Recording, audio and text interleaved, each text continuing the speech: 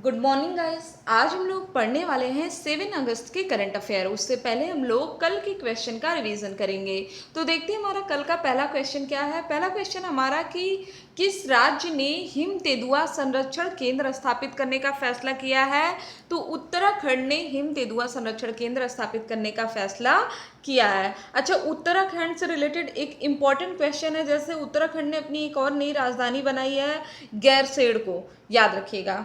Next है हमारा देश का पहला राज्य जहां 3 राजधानी स्थापित करने के लिए विधेयक को वहां के राज्यपाल ने मंजूरी दिया है। तो आंध्र प्रदेश है देश का पहला राज्य। अगला क्वेश्चन है हमारा, विश्व स्तनपान सप्ताह कब से कब तक आयोजित किया जाता है। तो हर साल 1 से 7 अगस्त के मध्य इसको आयोजित किया जाता है। फिर है हमारा कि हरियाणा पंचायत चुनाव में महिलाओं के लिए कितनी प्रतिशत सीटें अब आरक्षित होंगी। तो 50% सीटें आरक्षित होंगी। नेक्स्ट है हमारा, हाल ही में अति पिछड़ा वर्ग को राजस्थान न्यायिक सेवा में कितने प्रतिशत आरक्षण देने को मंजूरी दिया है। तो पहले तो 1% था, लेकिन अब इसको बढ़ा करके कितना किया गया है, 5% कर दिया गया है। इसके अलावा राजस्थान से एक और इम्पोर्टेंट क्वेश्चन है कि यहाँ पे इंदिरा रसोई योजना की शुरुआत होने वाला है कब से, 20 अगस्त से, जिसमें हर साल 100 करोड़ रुपए खर्च किए जाएंगे और 8 रुपए में लोगों को भरपेट भोजन दिया जाएगा। चलिए अगला है हमारा कि जम्मू कश्मीर से 370 को हटाए जाने की घोषणा की पहली वर्षगांठ कब मनाई गई है। तो 5 अगस्त 2020 को, और 5 अगस्त को ही अयोध्या राम मंदिर का भूमि पूजन भी हुआ है। अगला क्वेश्चन है हमारा कि परमाणु ऊर्जा संयंत्र शुरू करने वाला पहला अरब देश कौन सा है। संयुक्त अरब अमीरात है पहला अरब देश। फिर हमारा, किस राज्य के पूर्व मुख्यमंत्री और वरिष्ठ कांग्रेसी शिवाजी राव पाटिल नीलंगेकर का निधन 5 अगस्त को हो गया है। तो महाराष्ट्र के हैं ये।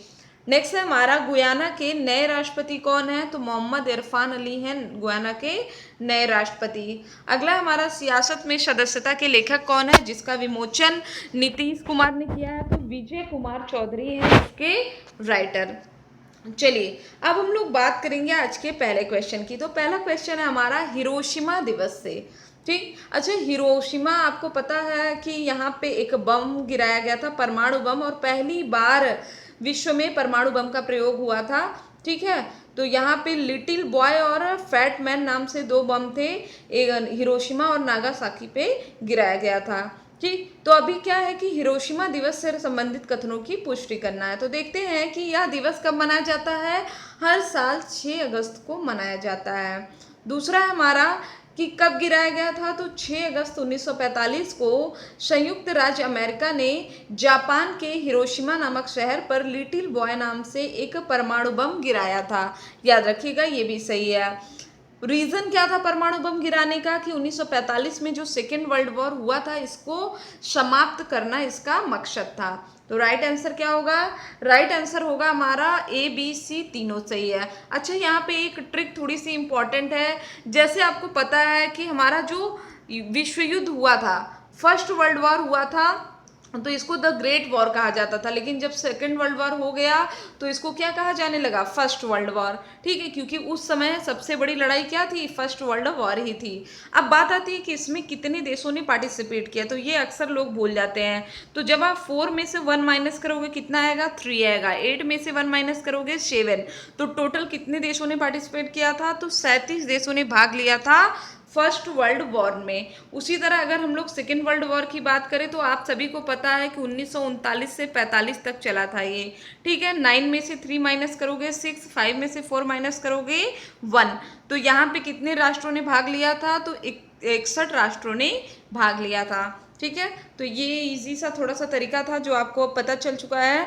ठीक, इसको याद रखिएगा। सारी चीज़ें इसमें हम लोग देख चुके हैं। हाईलाइट पॉइंट क्या है, 6 अगस्त को हिरोशिमा दिवस मनाया जाता है। क्यों, क्योंकि 6 अगस्त 1945 के दिन ही संयुक्त राज्य अमेरिका ने जापान के हिरोशिमा शहर पर लिटिल बॉय नाम से एक परमाणु बम गिराया था। अच्छा, ये जो सेकेंड वर्ल्ड वॉर है, कहा जाता है कि जब फर्स्ट वर्ल्ड वॉर हुआ था 1914 से 18, तो इसी के मध्य में जो वर्साई की संधि हुई थी 1919 में, फर्स्ट वर्ल्ड वॉर के समाप्त होने पर वर्साई की संधि हुई थी, ट्रीटी ऑफ ऑफ वर्साई काफ़ी इंपॉर्टेंट है। नितिन सर ने आपको फर्स्ट वर्ल्ड वॉर और सेकेंड वर्ल्ड वॉर दोनों पढ़ाया है। आप world history by Nitin sir search करेंगे, बहुत ही अच्छे से आपको डिस्क्राइब करके यहाँ पे इसके बारे में बताया गया है, वर्साई की संधि के बारे में भी बताया गया है। ठीक है, तो ये था कि इसी में इसके बीज बो दिए गए थे, किसके? सेकेंड वर्ल्ड वॉर के। अब बात आती है कि चलो 6 अगस्त को परमाणु बम गिरा था, इस वजह से हम लोग इसको पढ़ रहे हैं। तो क्या थी कैपेसिटी? ये देखिए 9000 पाउंड से अधिक यूरेनियम 235 लोड किया गया था, जिसे US B-29 बॉम्बर एयरक्राफ्ट द्वारा गिराया गया था। इस विस्फोट की बात करें तो इतना विशाल था कि शहर का लगभग 90% आबादी खत्म हो गई थी तुरंत, और बाद में विकिरण के प्रभाव से 10,000 लोगों की मृत्यु हो जाती है। ठीक, चलिए अगला क्वेश्चन हमारा बुक से है, raw a history of India's covert operation. ठीक, तो ये रॉ आप सभी जानते हैं कि ये खुफिया एजेंसी है, और कहाँ की है? भारत की है। तो इसको किसने लिखा है? यातीश यादव ने लिखा है। इसके राइटर कौन है? यातीश यादव। देखिए कवर पेज में भी आपको दिख रहा होगा कि किसने लिखा है? यातीश यादव ने। इसमें इन्होंने क्या किया है कि भारत की जासूसी agency research and analysis wing, कभी कभी आ जाता है ना, फुल फॉर्म पूछ लेता है रॉ का, तो क्या होगा? रिसर्च एंड एनालिसिस विंग द्वारा किए गए वीरतापूर्ण कार्य संचालन की एक झलक मिलेगी, जिसमें बताया गया है कि किस तरह जासूसी कम्युनिटी में गृह दीवारों के पीछे वास्तव में कैसे ऑपरेशंस को अंजाम दिया जाता है। ठीक, इसके संस्थापक कौन है रॉ के? तो ये है स्पाई मास्टर रामेश्वर नाथ काओ। ठीक, याद रखिएगा कौन है इसके संस्थापक? स्पाई मास्टर रामेश्वर नाथ काओ। ठीक, चलिए अब यहाँ पे थोड़ा सा डिटेल हम लोग और देख लेते हैं कि रॉ की स्थापना कब हुई थी। तो आपको पता होना चाहिए कि इसकी स्थापना हुई थी 1968 में। 1962 के चीन भारतीय सीमा युद्ध, जो भारत चीन सीमा युद्ध हुआ था, और उसके बाद 65 में भारत पाकिस्तान युद्ध हुआ था। तो इसके दौरान पहचानी गई इंटेलिजेंस की जो आवश्यकता थी उसको कंप्लीट करने के लिए रॉ की स्थापना कब हुई थी? 1968 में। अच्छा देखिए 62 में 3 जोड़ेंगे तो 65। भारत चीन युद्ध कब हुआ था? 62 में। और 65 में क्या हुआ था? भारत पाकिस्तान युद्ध। और इसी के 3 साल बाद 1968 में रॉ की स्थापना हुई थी। अब आपको नहीं भूलेगा, ठीक है। चलिए अच्छा, रॉ के प्रमुख कौन है वर्तमान में? सामंत गोयल है। मुख्यालय है नई दिल्ली में। स्थापना कब हुई है? 21 सितंबर 1968 को, याद रखिएगा। नेक्स्ट है हमारा कि केंद्र सरकार द्वारा जारी आंकड़ों के अनुसार जनधन बैंक खातों की संख्या कितनी हो गई है? तो 40 करोड़ हो गई है। ठीक है, अपने आप में काफ़ी बहुत मतलब बड़ा, बहुत ज़्यादा ही लोग हैं यहाँ पे, तो इसको याद रखिएगा। 40.05 करोड़ लोगों के जनधन बैंक खाते खोले जा चुके हैं। ठीक है, इस बैंक में 1.30 लाख करोड़ से अधिक की राशि जमा है, और इस योजना की सफलता की 6ठी वर्षगांठ से कुछ दिन पहले हासिल की हुई एक बहुत ही अच्छी उपलब्धि है। अगला हमारा HDFC बैंक का नया CEO और प्रबंध निदेशक किसे चुना गया है? तो यहाँ पे चुना गया शशिधर जगदीशन को HDFC बैंक के नए CEO और प्रबंध निदेशक के रूप में। इन्होंने किसका स्थान लिया है? आदित्य पुरी का स्थान लिया है, और आने वाले 3 साल तक ये अपने पद पर बने रहेंगे। ठीक, आदित्य पुरी इस पद पर कब तक रहेंगे? 27 अक्टूबर 2020 पर। ठीक है, याद रखिएगा। RBI की बात करें, क्योंकि RBI ने मंजूरी दिया है, तो RBI की स्थापना कब हुई थी? 1 अप्रैल 1935 को RBI की स्थापना हुई थी, याद रखिएगा इसको। नेक्स्ट है हमारा, बिहार की निम्न में से किस योजना को G20 सम्मेलन में प्रस्तुतिकरण किया जाएगा? तो इस योजना का नाम है जल निश्चय योजना। राइट आंसर क्या हो जाएगा? जल निश्चय योजना। और भारत जब इसमें पार्टिसिपेट करेगा तो भारत क्या करेगा? इस योजना को प्रस्तुत करेगा। ठीक, अच्छा होगा कब G20? तो 21 से 22 नवंबर को सऊदी अरबिया की राजधानी रियाद में हो रहा है।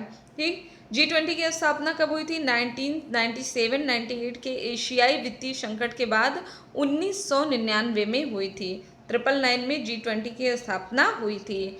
G20 एक व्यापक समूह है जो कि वैश्विक अर्थव्यवस्था पर केंद्रित है। इसके बारे में आपको डिटेल में पढ़ाया जाएगा जब आपको इकोनॉमिक्स में इम्पॉर्टेंट ऑर्गेनाइजेशन के चैप्टर को पढ़ाया जाएगा। ठीक है, तो अभी ऐप आ चुका है, आई थिंक आप सभी लोगों को पता है, लेकिन बहुत से लोगों ने ऐप को इंस्टॉल नहीं किया है, तो आप ऐप को इंस्टॉल करके रेटिंग और रिव्यू देना मत भूलिएगा। इसके अलावा आपको पता है कि जो लोग भी बीओ की तैयारी कर रहे हैं, काफ़ी लोगों का कमेंट आता है कि बीओ के लिए करंट अफेयर पढ़ा दिया जाए, तो अभी एक टॉपिक वाइज करंट अफेयर की सीरीज चली थी जिसमें करंट अफेयर बताया। अगर टॉपिक वाइज एक तो आप कंप्लीट कर लीजिए, क्योंकि 15-20 लेक्चर है, उसमें हर एक टॉपिक से जो अच्छे क्वेश्चन है उनको निकाल करके टॉपिक वाइज करंट अफेयर बनाया गया है। इसके अलावा आप लास्ट 6 मंथ के मंथली करंट अफेयर पढ़ लीजिए। ठीक है, तो अगर आप ये 2 चीज़ें कंप्लीट कर लेते हैं तो करंट अफेयर के क्वेश्चन आपके सिक्योर हो जाएंगे। और अभी आपके पास टाइम है, क्योंकि पेपर कब है, 16 अगस्त को है। इसके अलावा एक इम्पॉर्टेंट अनाउंसमेंट क्या है कि बीओ की बैच लॉन्च हो चुकी है।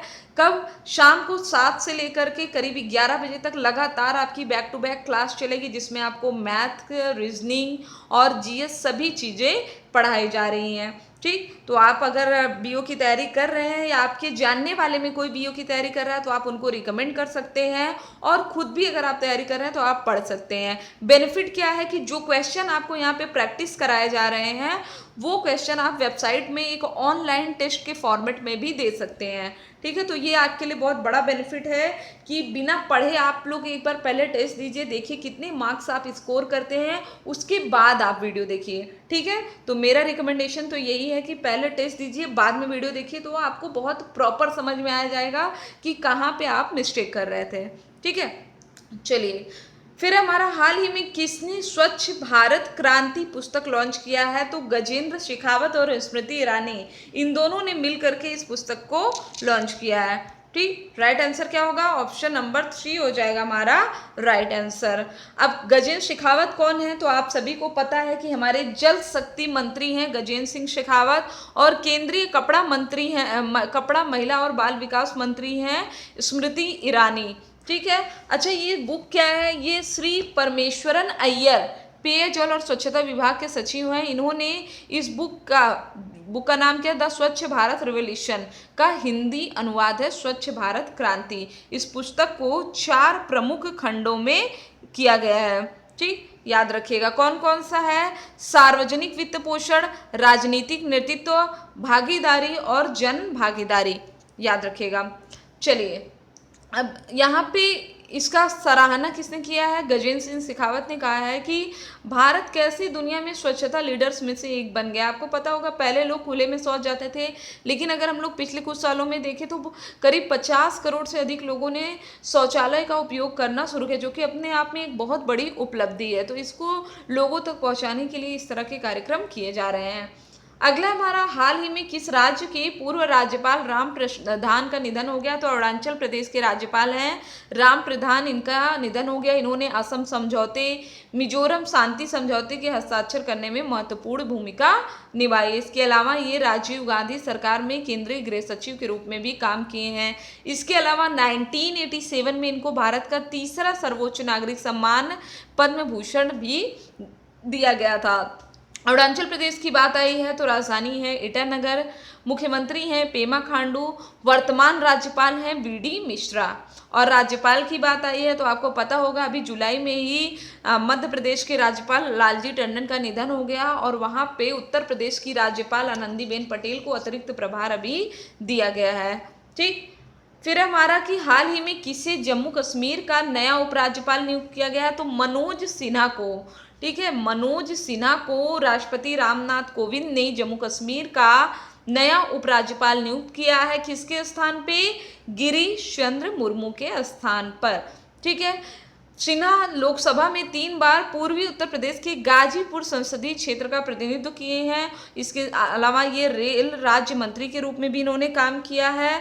और आपको पता होना चाहिए कि 31 अक्टूबर को जम्मू कश्मीर और लद्दाख 2 अलग केंद्र शासित प्रदेश बन चुके हैं 2019 से। फिर हमारा सेबी के अध्यक्ष के रूप में अजय त्यागी के कार्यकाल को कितने महीने के लिए बढ़ा दिया गया है, तो यहाँ पे 18 महीने के लिए अजय त्यागी का कार्यकाल बढ़ा दिया गया है। मतलब 1 सितंबर 2020 से 28 फरवरी 2022 तक बढ़ाने को मंजूरी दिया गया है। त्यागी ने मार्च 2017 में सेबी के अध्यक्ष का पदभार संभाला और तब इनको 3 साल के नियुक्त किया गया था, लेकिन उसके बाद मार्च में अगस्त तक 6 महीने का इनको विस्तार दिया गया और अभी फिर से इनका कार्यकाल बढ़ा दिया गया है। सेबी की बात आई है तो इसका फुल फॉर्म क्या है? Securities and exchange board of India.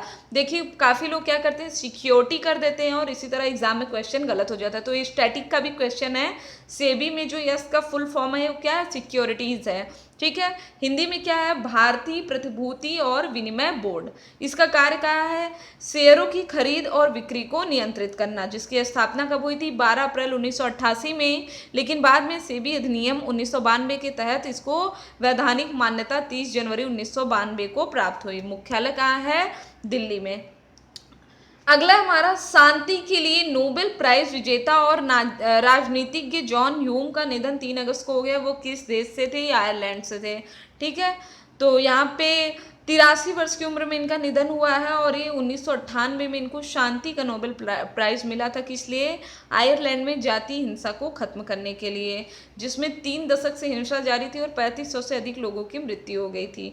Ireland के प्रेसिडेंट कौन है? माइकल डी हिगिंस और मुद्रा क्या है? यूरो। तो आज के लिए बस इतना ही। आई होप कि आपको वीडियो अच्छा लगा होगा। वीडियो अच्छा लगे तो चैनल को सब्सक्राइब करें, शेयर करें और लाइक करना ना भूलें। डेली अपडेट्स पाने के लिए बेल आइकन पर जरूर क्लिक करें। Thank you friends, thank you so much.